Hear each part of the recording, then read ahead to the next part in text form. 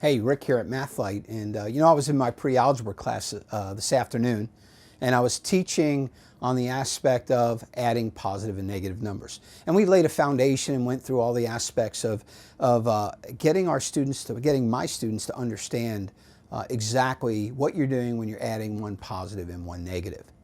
And so we were finally now at the point where we can begin to do the process in our head.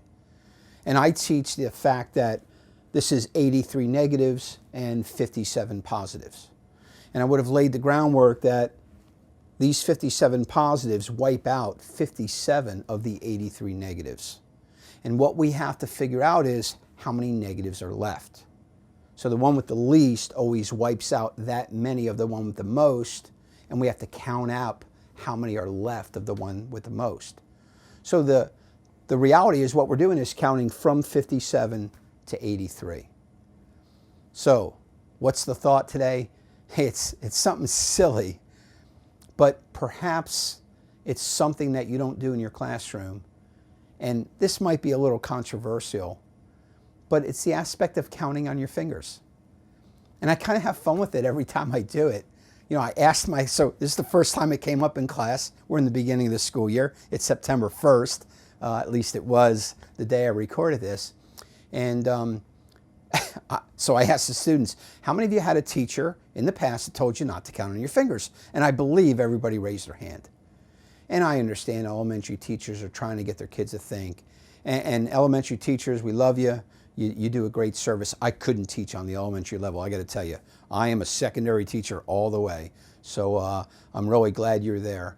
But this aspect of counting on your fingers. Why is it that we don't allow our kids to count on their fingers?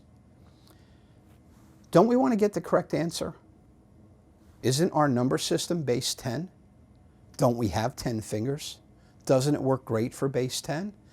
It absolutely does. And look, in our classroom, we don't have calculators yet. I'm not going to let my students use calculators until after we're done with fractions, because nowadays your calculator can do fractions. And I certainly need them to understand what's going on with fractions. So we're not using calculators, but I need them to get the correct answer, and I need them to be correct just about 100% of the time, because positive and negative numbers comes up all the time. So I say, hey guys, go ahead and count on your fingers. Not a big deal. They work very, very well. So use your fingers. You think about this, honestly. Don't most people sneak counting on their fingers anyhow? Of course they do. And here's one last thought. Why not count on your fingers?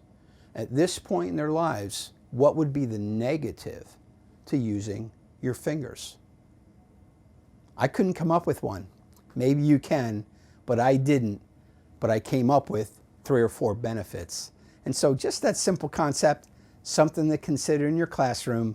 Hey, we're here at Mathlite and trying to be a help to you.